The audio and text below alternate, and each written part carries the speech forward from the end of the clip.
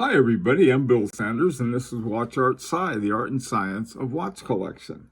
What I want to do today, I want to compare a couple watches from the Swatch stable or family of watches.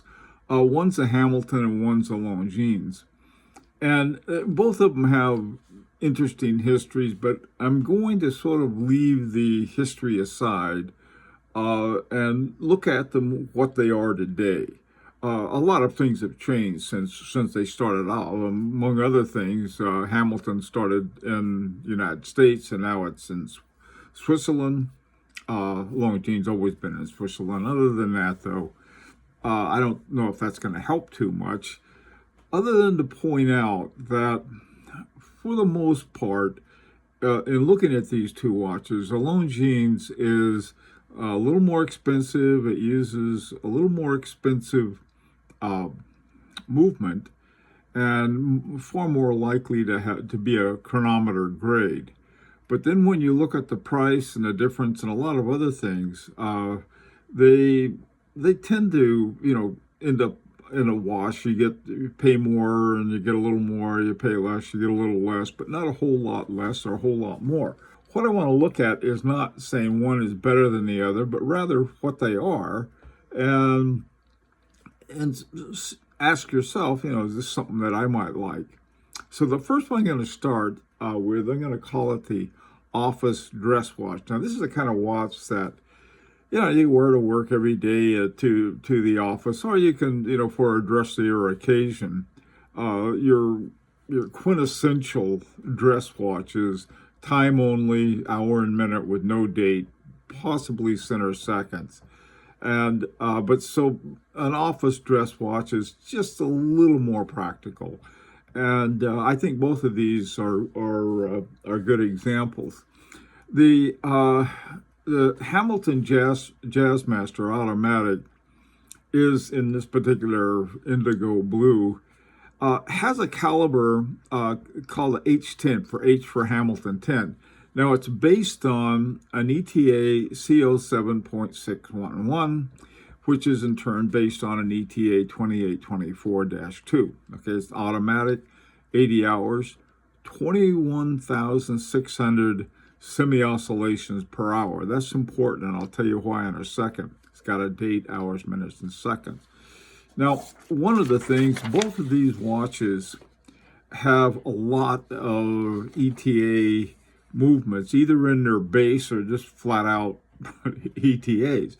Nothing wrong with that. There's the only complaint I've ever had about ETA is when somebody says it's in-house and it's an ETA. That's not ETA's fault that somebody says that. Now, one of the things that I would recommend that you get, these documents, they're in a PDF file, and this is one of about, I think they're like up to 40 pages long, but you can get them just in a PDF file. And what they are, they're the technical communications from ETA. Now, you used to be able to download these from ETA's site, but for some reason they stopped doing it. But it's an easy search online. Just put in ETA 2824, whatever other movement you want, and then you get all of the information. And like I said, this is just the first page. But the reason it's important to do that is to learn something about the watch. Now let's take the Hamilton Jazzmaster, for example. On the technical sheet, the frequency is 28,800 semi-oscillations per hour, and not 21,600. It's a big difference there. 28,800 is 4 hertz. It's a faster movement, and 21,600 is a slower movement. Now, I prefer slower movements for a lot of reasons. First of all, it's not going to beat up your watch as much. I mean, you got parts banging around more. The faster they are, the more they get banged up, which means the more frequency that you have for your service that's required. I just like slower movement. Now the other thing is about it, when you look at all of the top winners of the Grand Prix Horloger de Genève, you're going to find them more likely to be under 4 hertz. It'll be 3 hertz or 2.5 hertz. look it up. Anyway, okay, so this is something. Now, this is not your normal ETA 2824-2, because that one, as we know from the technical sheet, runs at 28,800. In other words, it's 4 hertz instead of 3 hertz. And so that's good to know. So, something that I like. I know not a lot of people love what I call, like they beat them like a rented mule, and they like them the faster the better. I don't know. Okay, now the next one is the Longines 1832. I like both of these. I mean, I'm not the guy to say which one should I choose. Both of them. This has got an ETA 2892-82 base, which again is a 28,800 4 hertz, but it's 25,200 semi-oscillations per hour. Now, I'm not quite sure why that is. It's about 3.5 hertz. Why they had that. One thing that I had heard, I wasn't sure about this is right or not, but it may be, is that on the Omega, which is also owned by Swatch, they had these, the change in the frequency was so that they could use the Daniels escapement in it, the coaxial escapement is what they call it. So this one, I don't know. I mean, at least it's under 4 hertz. That's me. I like those. Not everybody does. It's got the date over at 3 o'clock. Nice, clean watch. Perfect office dress watch, in my opinion. Now, these next two are divers, a couple divers. One is the Longines Hydro Conquest 41, $1,600. The other is the Hamilton Khaki Navy Scuba automatic. Both these are diver watches. Again, you find the ETA 2892 in the Longines, the ETA 2824 in the Hamilton. Again, though, we find both of these have a different frequency than when you look at your technical data. They changed something. And so when you look at it, it says caliber 8 at 8.5 on a Longines and caliber H10. That's more than just renaming an ETA 2824. So that's something that you should know about. I mean, it's your watch. People have a watch, they don't know anything about the movement, and I think that's half the fun of collection. Okay, so here are these two, the Hydro Conquest. The differences are primarily in the movement, but one of the other things, down at the bottom it says chronometer. Now, chronometer, what that means is that and I'm surprised that Longines didn't put chronometer somewhere on the dial, because chronometer grade movement means that they've gone through what's called the COSC certification, which means they've been tested 5 ways from Sunday. And I say this thing has within these very tight tolerances. Now, there are other ones like metas. I think Omega uses metas. Why they use metas and the other ones use somebody else, I don't know. Especially since they both belong to Swatch.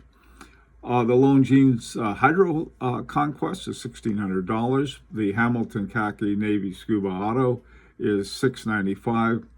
Again, these are, I mean, for divers, I like them both. They look like something you could jump in the water with and get wet. I've got on this big old, what is this, Roger Dubuis. It looks like a diver, but it's not. It's one of the sympathies of all things, anyway. But it's got a rubber strap on it, too, so I could go jump in a lake with this one. I'm sure a lot of people might want me to do that. Okay, these next two are pilot watches. Now, I used to be a pilot, and so I love pilot watches. But in looking at these two, the Longines Navigation Watch, Type A, 1935, I just love that watch. Primarily because I like it, it's angled off, and when you're flying, you got a grip like, like this, or on the stick. If it's on the stick, most pilots would, that was the idea, if you have it angled like that, or if you have it on a high wheel, it'll angle off, it comes upright. I don't know. I just think it's cool. Big thing I like about it is, first of all, it's a chronometer, and then it's called what's called a mono pusher. So rather than having a bunch of pushers making, sort of giving your watch a porcupine look, it's just got the single crown with the pusher in the middle of it. Like this watch, the back of it, the one thing I don't like about it, the back is solid. Now, this one it's called the Caliber L788, and the base of it is an ETA A08 .L11. Now, that's important because there's nothing else below that, which means there's, in other words, that's not based on some other existing ETA watch. 54 hours, 28,800 semi-oscillations per hour. It's got a column wheel, monopusher, chronograph, hours, minutes, and small seconds. Now, $3,450. The Hamilton Khaki Pilot Pioneer Auto chronometer. Now, this one has your two pushers up around 1 and 4, or 2 and 4, in addition to your crown, and then it has your chronograph subdials over at 9 and 3 rather than 6 and 12 like you have on the Longines. For chronographs, I don't like chronographs for the most part because I don't like a dial messed up with a bunch of subdials like the Daytona. You got all of this noise in there and you just want to tell what time it is. Okay. But these two I like. They got a couple, they have subdials that, don't get in the way of everything else. The Hamilton has a date at about 4:30. I love dates at 4:30. I don't think anything else happens at 4:30, so it's a good place to put the date. The Navigation has it down as part of the chronograph seconds subdial down at 6 o'clock. Two watches. I got to tell you though, Longines Navigation, if somebody's really into having an interesting chronograph, that one is to me is very sharp. One thing about it, I can't understand what it is. They have a solid back. So you look at it, you can't see the movement. They got one of the coolest movements there, and okay, enough of that.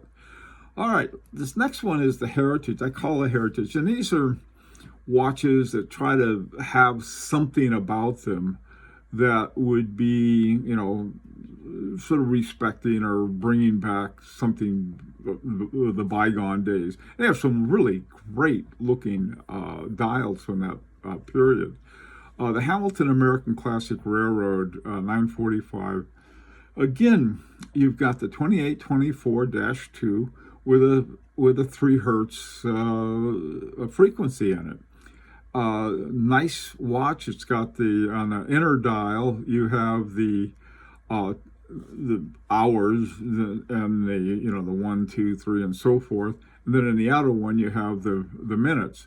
It's a neat watch. I like this one, and the same with the Longines Classic. They could lose the band on it, but otherwise it's a wonderful little sector dial. Again, here you have this ETA A3501. Now this thing again has that 200 semi-oscillations. To me, this is just a wonderful watch. I mean, I really like the looks of it. Somebody could take a glance at that and think it's Jazzmaster they with a sector dial, one of their masters. It's not trying to look like them. It's not trying to say, oh, hey, people think I have a Jazzmaster, and this is really just a Longines. It doesn't have that sense to it. Nice looking watch. Now, this final two is a little strange in certain respects, and I'll tell you how. The two I have, one's called the Longines Conquest Automatic GMT, and the other one's the Jazzmaster Traveler GMT. Well, the funny thing was, I was looking for a Longines GMT for travel, a GMT for sort of a dual time zone, really, watch. Now, the Longines it's got a caliber L704.2, which is based on a ETA 7750, which, as most people know, is usually a base for a chronograph. And here they're using it with a dual time. Well, that's okay, because it's a heck of a good, very good chronograph. 46 hours, 4 hertz. Okay, so what about this? I'll tell you what about it. It's a mechanical one, but they don't make them anymore. In fact, I contacted the folks at Longines, and they do not have a mechanical GMT at this point in time. They have they had a big write-up about it and stuff. They have it for a quartz, but you know, if you want to, I would say, who wants a quartz? So I found this at one of the secondary dealers at I forgot where it was, but they had it brand new for roughly $3,000. Nice looking watch. I don't know why they got rid of their mechanical GMTs though, but they did. Now, and you know, sometimes people say, "Oh, well, look, it's got an ETA, and an ETA is not given out." Not with this. Both of these belong to Swatch, and ETA belongs to Swatch. So, any ETA or related movement, these guys, you know, they not only can they get them, they can have them modified for them. So, but why they gave it up, I don't know. On the other hand, the Jazzmaster GMT is a sweet little watch. I really like this. You can see the GMT hand has a little blue arrow on the tip, little blue arrowhead. And the interesting thing about this is it's got what's called an ETA 2893-2, and the 28, which is based on the 2892. Now, so far, we've been looking at the Hamilton having the ETA 2824. This one, though, has a 2892 that's like all of the other Longines we've been looking at. So this is a nice, very nice watch. And, you know, hours, minutes, seconds, and then it has the GMT hour that you set, and just, you know, whatever hour it is, that's in the other place. Got a little date window over at 3 o'clock. So anyway, so that, you know, in comparing these watches, you know, it's not a matter, well, this one's better or this one's better. The movements, I think the Longines has a little better ETA, but that ETA 2824 is probably one of the most popular movements around. They work great. The 2892 is another one I happen to just really like a lot. So here you got two watches, and you know, to some extent, it doesn't depend just on, you know, what you can afford. It also depends on what you like. And so let me know what you think. And until next time, this is Bill Standard for Watch Art Side, and this is an invitation to subscribe if you'd like.